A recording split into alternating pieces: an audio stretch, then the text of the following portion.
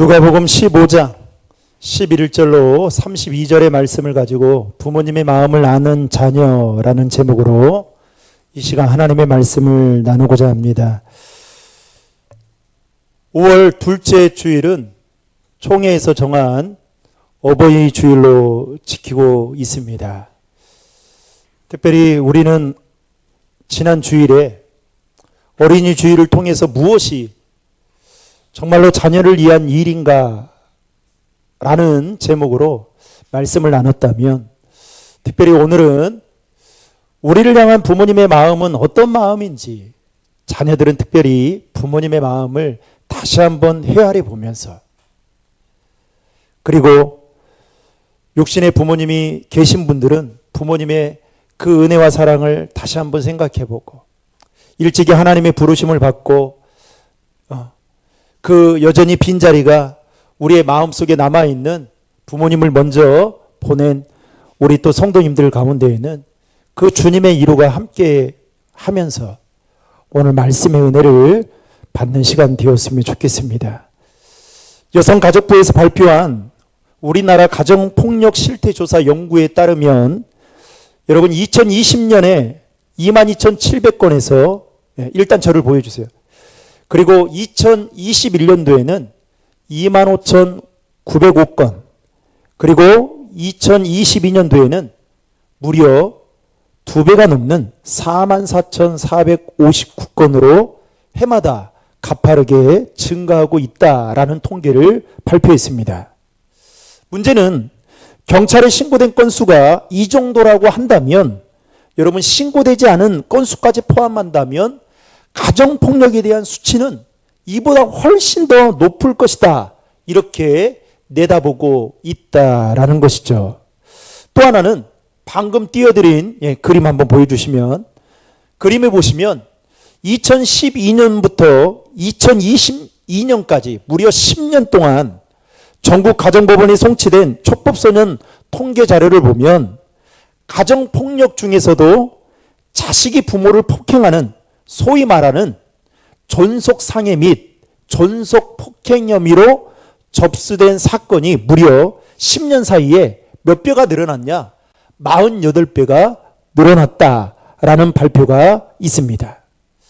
여러분, 이것을 보면 이 가정이라는 울타리가 가장 안전하고 가장 안락하고 가장 편안하고 행복해야 될 그 장소가, 그리고 화목하게 지내야 될 가족끼리 그러하지 못하고 있다라는 이 현실을 이 통계가 단적으로 보여주고 있다라는 겁니다. 이러한 현상에 대해서 전문가들은 이렇게 말합니다.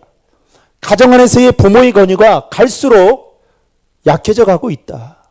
그리고 자기중심적이고 이기적인 권리만을 추구하는 사회적인 분위기가 만연해지면서 이제는 우리 사회에 쉽게 천륜을 저버리는 일들이 일어나고 있다라고 내다보고 있습니다. 여러분, 성경은 자녀됨이 축복이라고 말하고 있습니다. 그러면서 자녀는 부모에게 순종하고 공경해야 함을 성경 여러 곳곳에서 강조하고 있습니다. 그 중에서도 우리가 잘 알고 있는 10계명의 5번째 계명인 내 부모를 공경하라 라는 이 말씀은 하나님이 택한 선민인 이스라엘 백성들에게 하신 말씀이면서도 명령이었습니다. 즉 자녀들이 부모를 공경하고 순종하는 것은 명령이기 때문에 선택이 아니라 필수이다라는 것입니다. 여러분, 대학교에 가면 대학생들이 1학년, 2학년 때는 자신이 선택하는 선택 과목도 한두 과목 받지만 반드시 각 학기마다 필수적으로 받아야 될 과목이 있습니다. 그것은 안 받으면 졸업이 안 되는 거예요. 아무리 학점을 따도 그 필수 과목을 놓치면 졸업을 할 수가 없습니다. 마찬가지죠. 우리가 늘 가까이 대하는 하나님의 말씀은 우리에게 하시는 명령이에요. 우리의 감정과 우리의 기분에 따라 해도 되고 안 해도 되는 것이 아니라 반드시 지켜야 되는 명령인 것입니다. 그 명령 중에 하나가 무엇이냐? 자녀들이 부모를 공경하고 순종하는 것이다 라고 성경은 말하고 있죠. 여러분 출애굽기 20장 12절의 말씀을 화면을 보고 같이 읽겠습니다. 내 부모를 공경하라. 그리하면 내 하나님 여호와가 내게 준 땅에서 내 생명이 길리라. 아멘. 이렇게 말하고 있지 않아요.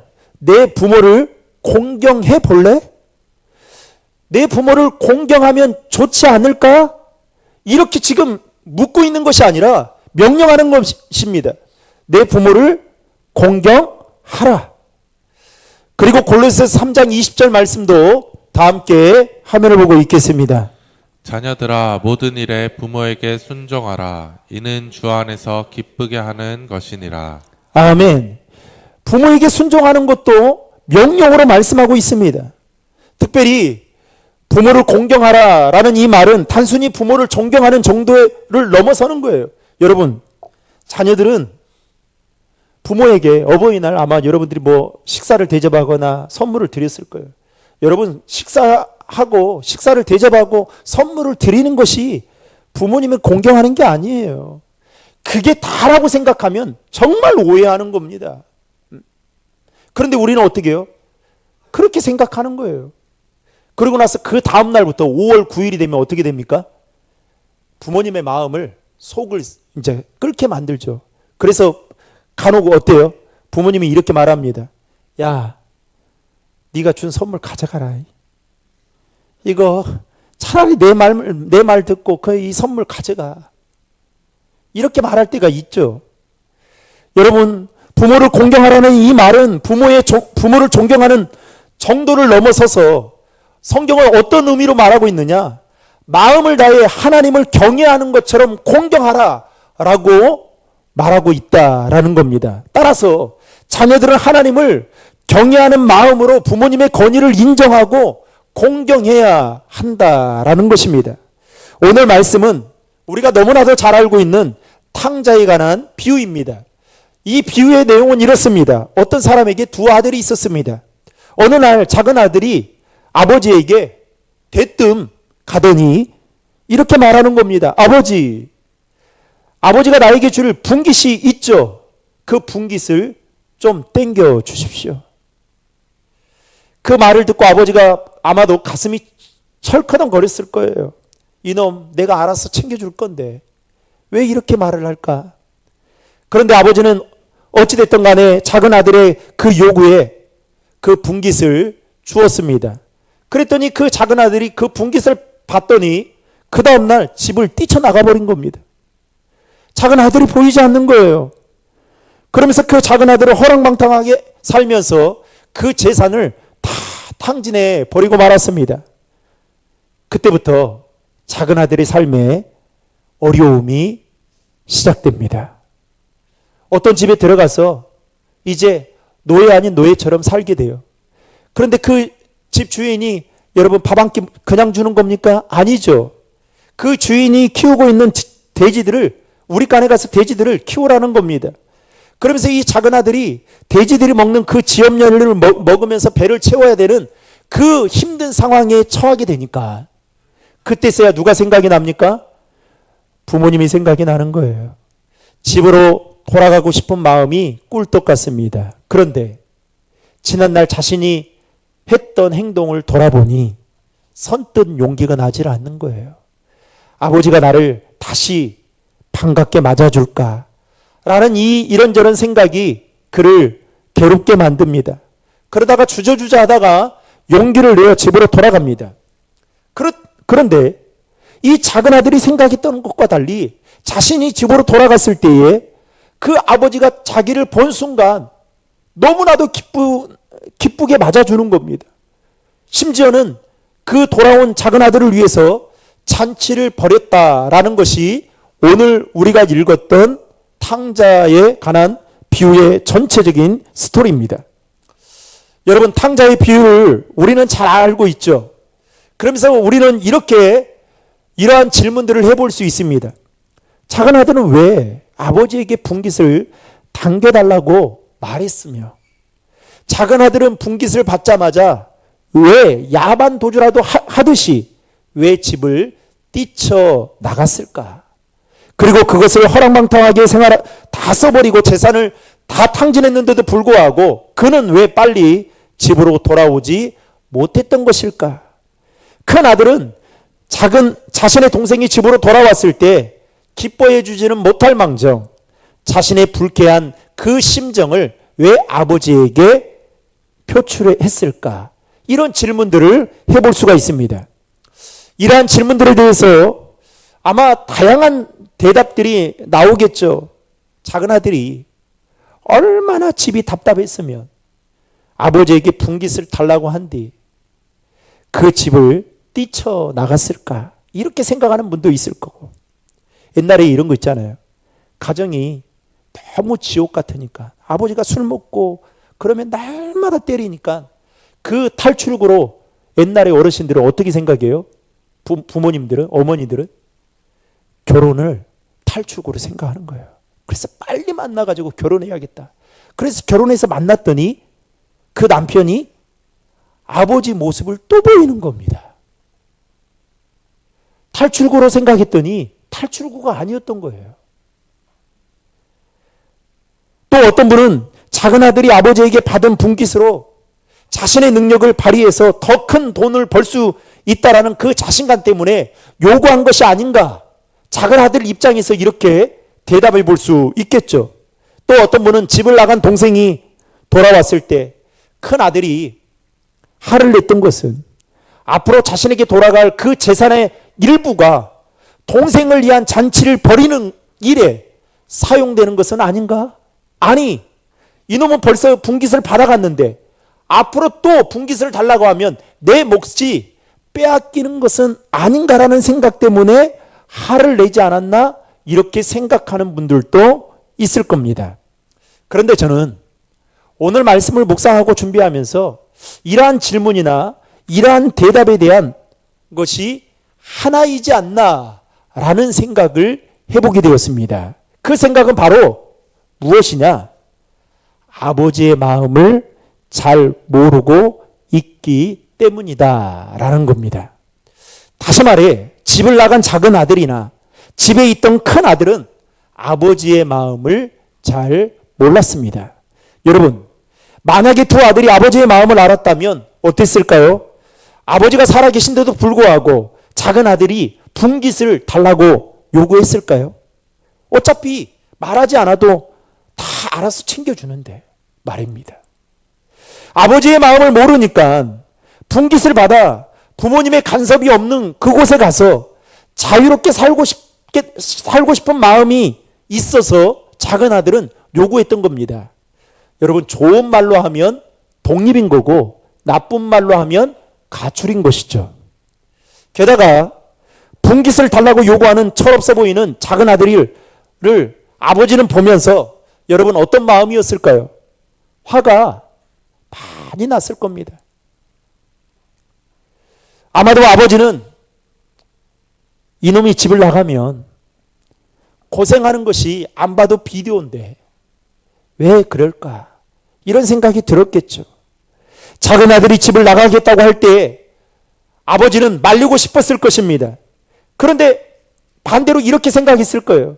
내가 말린다고 해서 이게 해결될 일은 아니다. 어차피 나갈 거기 때문에 오히려 그냥 놔두는 것이 나중에 작은 아들이 자신이 한 행동에 대해서 후회하고 깨닫고 다시 집으로 돌아올 수 있는 계기가 되지 않을까 싶어서 아버지는 싸우고 싶지 않아.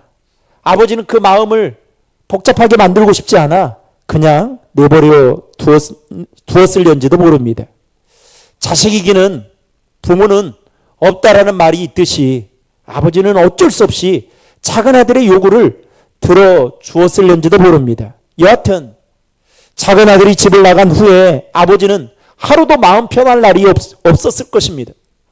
잠도 편하게 청할 수가 없었을 거고요. 일도 손에 잡히지 않았을 것입니다. 밥을 먹어도 이게 밥을 먹는 건지 돌을 씹는 건지 모를 정도로 하루하루 작은 아들, 집을 나간 작은 아들이 계속해서 생각이 났을 겁니다. 그래서 아버지는 매일 집문 앞에 서서 동구밖을 주시하며 아들 생각에 잠겼을 테고 혹여나 작은 아들이 돌아오지는 않을까 생각하며 하염없이 기다리고 또 기다렸을 것입니다. 그런데 어느 날 그렇게 마음 졸이며 동구 밖에 서서 기다리고 있던 그 아버지의 눈에 저 멀리서 작은 아들이 걸어오고 있는 것이 눈에 보였습니다. 꿈인가 생신가 싶었을 거예요. 그래서 자세히 두 눈을 뜨고 보니 걸음걸이나 풍채가 작은 아들과 똑같다라는 그 직감적인 마음이 들자 아버지는 버선발로 뛰어가서 보니 자신이 기다리고 기다렸던 작은 아들이 집으로 돌아오는 거였습니다. 그리고 그를 끌어안고 입을 맞춘 뒤 잔치를 벌이게 되죠.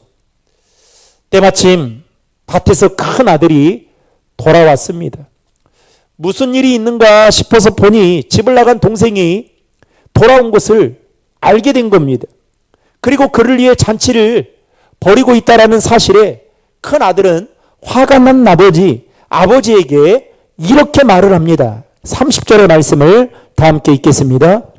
아버지의 살림을 창녀들과 함께 삼켜버린 이 아들이 돌아오매 이를 위하여 살찐 송아지를 잡으셨나이다. 아멘.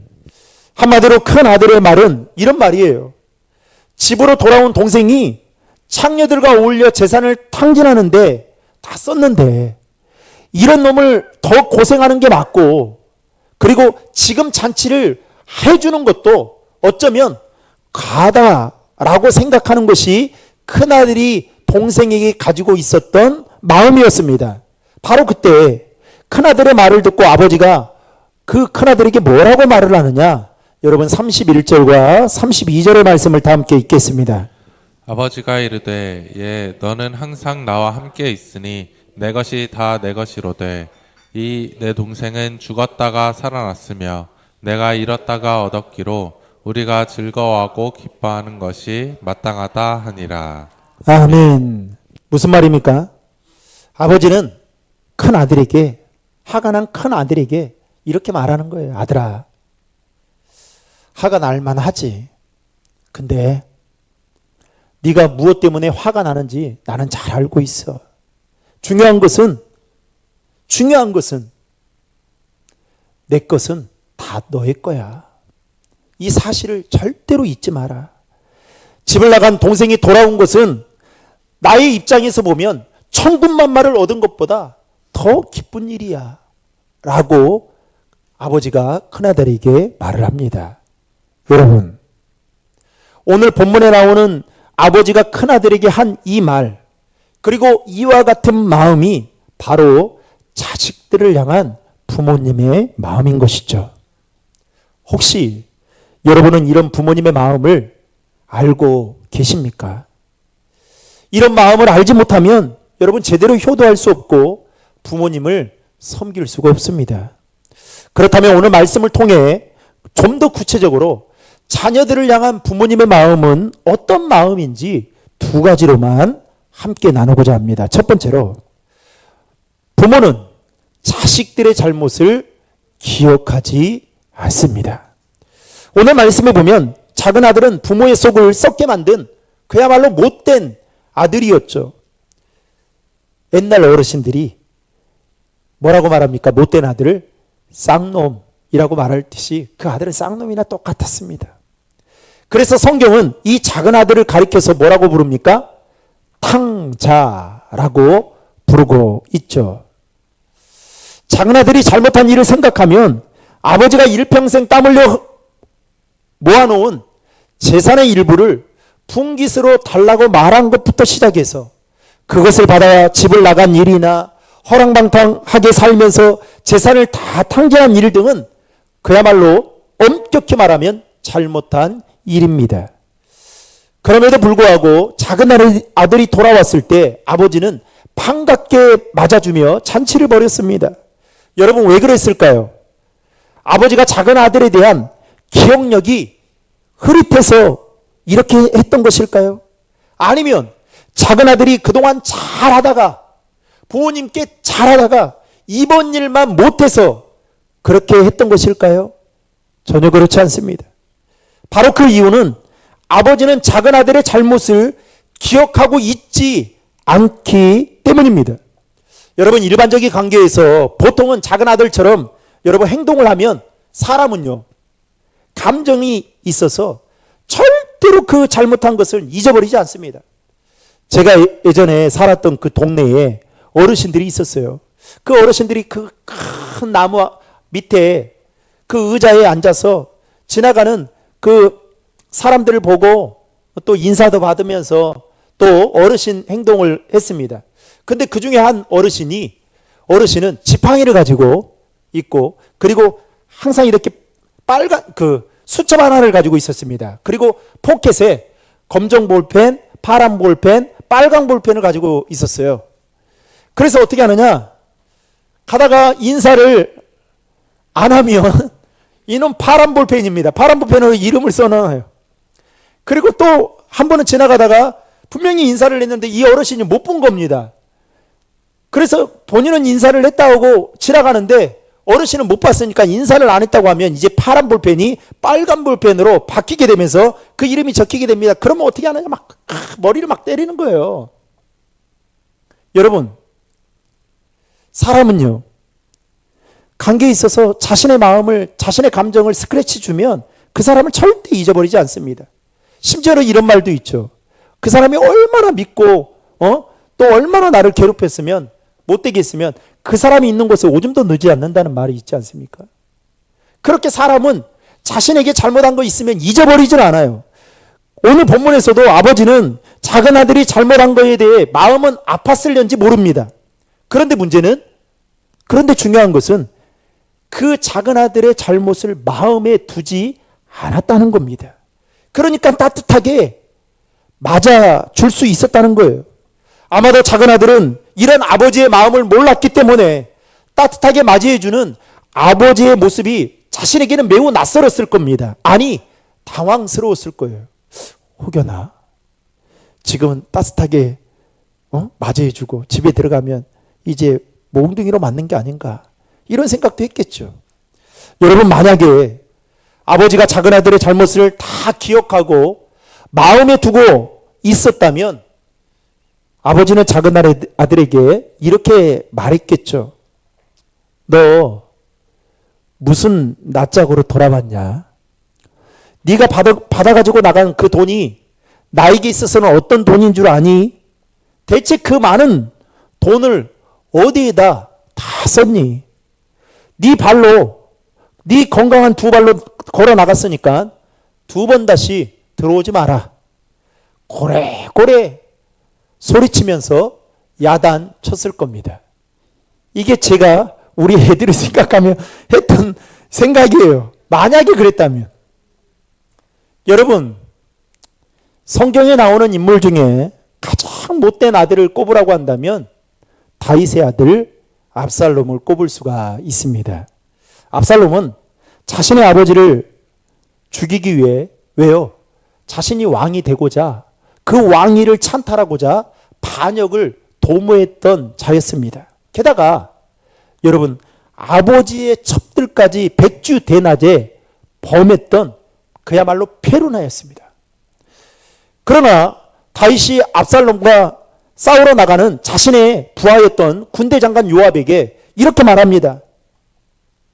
제발 내 아들만큼은 죽이지 말라고. 선처 아닌 선처를 하게 되죠. 그러나 결국 압살롬은 그 전쟁에서 죽고 맙니다. 아들이 죽었다라는 소식을 다윗이 듣게 됩니다. 그리고 얼마나 슬피 통곡하며 울었던지 성경은 그때의 다윗의 마음을 이렇게 표현하고 있습니다. 사무엘하 18장 33절의 말씀을 다 함께 읽겠습니다.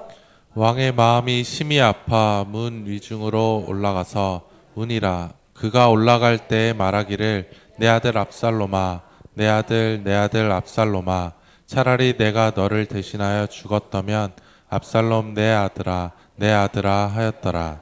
아멘. 여러분,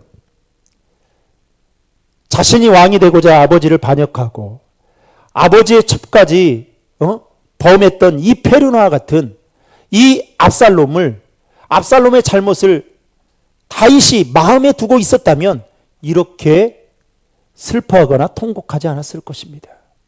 이게 바로 자식에 대한 부모님의 마음인 것이죠. 부모님의 마음은 자식들의 잘못을 기억하지 않을 정도로 사랑이 많으신 분이심을 여러분 믿으시길 바랍니다. 아니, 이 부모님의 이와 같은 마음은 우리를 향한 하나님의 마음이기도 하죠. 여러분, 우리가 늘 참회 기도를 드리잖아요. 그때마다 하나님이 우리에게 양심을 주셔가지고 막 기도할 때마다 우리 양심을 복잡하게 만들어요. 야, 너 한 주간 어떻게 살았는지 내가 지금 눈을 뜨고 봤는데 무슨 참회 기도를 이렇게 하냐? 너 돌아가면, 예배 끝나고 돌아가면 또 일반인처럼 살 거 아니야. 여러분, 하나님이 우리가 행동했던 그 일주일의 시간을 여러분 비디오처럼 보여주면서 말한다면 여러분 그 하나님, 사랑이 많으신 하나님이라고 믿겠습니까? 하나님이 기억하지 않으니까 우리가 그 은혜 속에 살아가고 있는 거예요. 아멘.